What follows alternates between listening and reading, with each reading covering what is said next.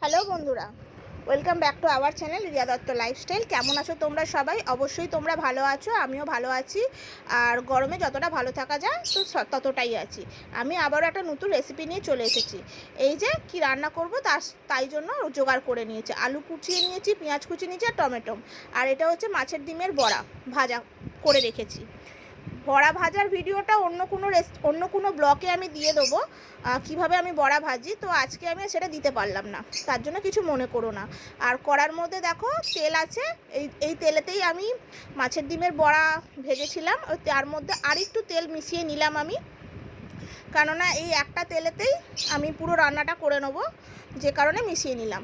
আর এই যে দেখো, এর মধ্যে কিছু আলু কুচিয়ে রেখেছিলাম, সেই আলুটা আমি ছেড়ে দিলাম। পুরো আলুটা দিয়ে দেওয়ার পরে ভালো করে একটু নাড়াচাড়া করে নিচ্ছি। নাড়াচাড়া করে নিয়ে আলুটা ভাজা হতে দেব। তা দেখো, আমার আলুটা অলরেডি ভাজা হয়েই গেছে হালকা। এই পর্যায়ে আমি আলুটা তুলে নেব।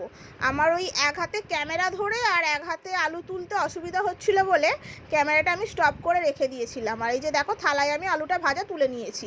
আর ওই একই কড়াই যে বললাম না তেল থেকে যাবে, কারণ একই তেলে রান্না করব, তো এর মধ্যে কিছু গোটা গরম মশলা ফোড়ন দিয়ে দেবো। গোটা গরম মশলার মধ্যে আছে এক টুকরো দারচিনি, দুটো লবঙ্গ, দুটো এলাচ। তাই এটা হালকা কিছুক্ষণ হতে দেওয়ার পরে এর মধ্যে পেঁয়াজ কুচিটা দিয়ে দেবো। যে পেঁয়াজ কুচিটা আমি কুচিয়ে রেখেছিলাম, একটা মিডিয়াম সাইজের পেঁয়াজ কুচি, একদম সরু সরু করে কুচিয়ে রেখেছিলাম, তা সেটা আমি দিয়ে দিলাম। এবার পেঁয়াজ কুচিটা সমস্ত কিছু দিয়ে দেওয়ার পরে এটা ভালো করে নাড়াচাড়া করে নিয়ে কিছুক্ষণ ভাজা হতে দেব। তা চলো ভাজা হয়ে যাক ততক্ষণ, তারপর আবার আসছি। আর এই যে দেখো, আমার পেঁয়াজ কুচি ভাজা হয়ে গেছে। এই পর্যায়ে আমি টমেটো কুচিগুলোও দিয়ে দিলাম। আর টমেটো কুচিগুলো দিয়ে দেওয়ার পরে অল্প একটু ওপর থেকে নুন ছড়িয়ে দেবো। তার কারণ হচ্ছে, যদি নুনটা ছড়িয়ে দিই তাহলে যে পেঁয়াজটা যতটা গলে নে সেটাও গলে যাবে, প্লাস টমেটোটাও গলে যাবে, মানে নরম হয়ে যাবে। তা চলো ততক্ষণ এটা হোক, তারপর আবার আসছি। এই যে দেখো, আমি বলতেই আমার পেঁয়াজ নরম হয়ে গেছে, টমেটোও গলে গেছে। এই পর্যায়ে হাফ চামচ আদা বাটা, হাফ চামচ রসুন বাটা দিয়ে দিলাম। এখানে তোমরা কাঁচা লঙ্কা বাটা ইউজ করতে পারো, কিন্তু আমি আজকে আর কাঁচা লঙ্কা বাটছি না, আমি আজকে গুঁড়ো লঙ্কা দিয়েই সমস্তটা করব, যে কারণে আমি আর আজকে বেটে নিয়ে নিই। তাই এটাও কিছুক্ষণ ওই পেঁয়াজ টমেটোমের সঙ্গে ভালো করে নাড়াচাড়া করে ভেজে নেবো, যতক্ষণ না তোমার কাঁচা গন্ধটা চলে যায় রসুন আদার, ততক্ষণ।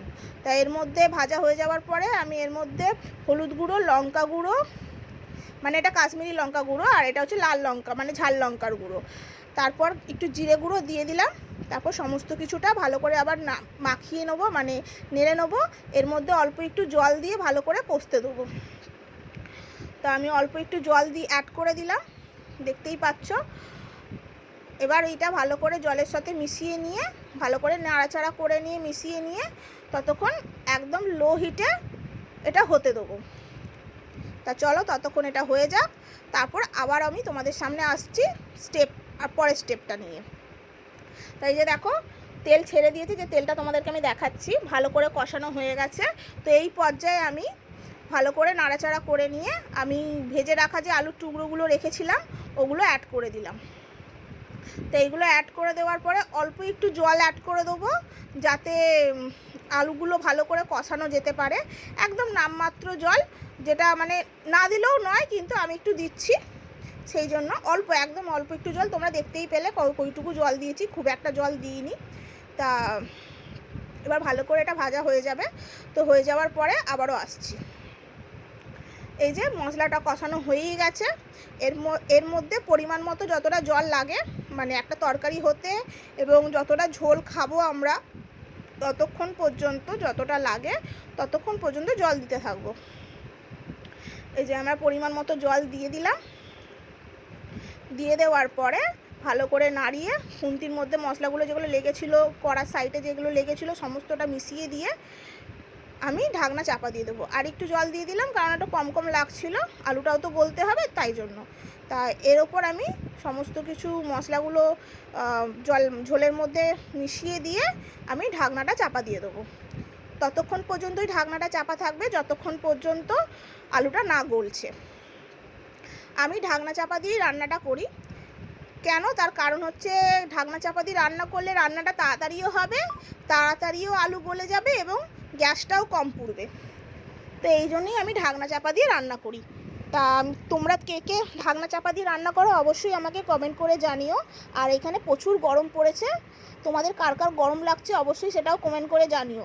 আমার ভিডিওটা যদি ভালো লেগে থাকে একটা সাবস্ক্রাইব, লাইক, কমেন্ট আর নোটিফিকেশানটি অন করে দিও। তা দেখো এই যে আমরা চলে এসেছি, ঢাকনাটা খুলে দেখলাম ওপরে তেলটা ভেসে উঠেছে। কতটুকু তেল দিয়েছে তোমরা তো দেখলেই, কতটুকু তেল দিয়েছি, তার বেশি তেল দিইনি, তার মধ্যেই এত তেল ভেসে উঠেছে, কি বলবে বলো। তো যাই হোক, এই যে আলুটা আমার গলে গেছে, আলুটা গলে গেছে তো ভালো করে, সেই জন্য এবার আমি এর মধ্যে ভেজে রাখা যে ডিমের বড়াগুলো ছিল, মাছের ডিমের, ওই বড়াগুলো দিয়ে দিলাম সমস্তটা। তো এবার বড়াগুলো দিয়ে ভালো করে ঝোলের সাথে নাড়াচাড়া করে নিচ্ছি, কেন না তাহলে বড়াগুলো তাহলে ঝোলের সাথে মিশে যাবে আর ঝোলটা খেতেও ভালো লাগবে।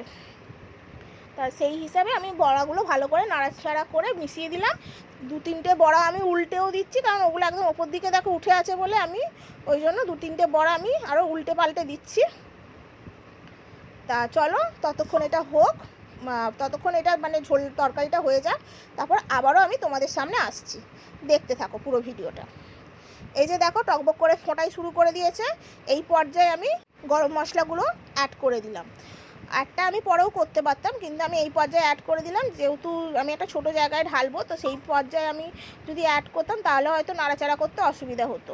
তাই এই যে আমি ঢেলে নিয়ে ফাইনাল স্টেপে দেখো আমি ঢেলে নিয়েছি, পুরো সার্ভ করে নিয়েছি পুরো একটা বাটিতে। তা কেমন হয়েছে অবশ্যই কমেন্ট করে জানিও, আর তোমরাও কীভাবে বানাও সেটাও আমাকে জানিও, আমিও তোমাদের মতো করে একবার বানিয়ে দেখব। তা চলো আমি ভিডিওটা এখান পর্যন্তই রাখছি, এর থেকে আর বেশি বড় করছি না, দেখা হচ্ছে অন্য কোনো ব্লগে। টাটা।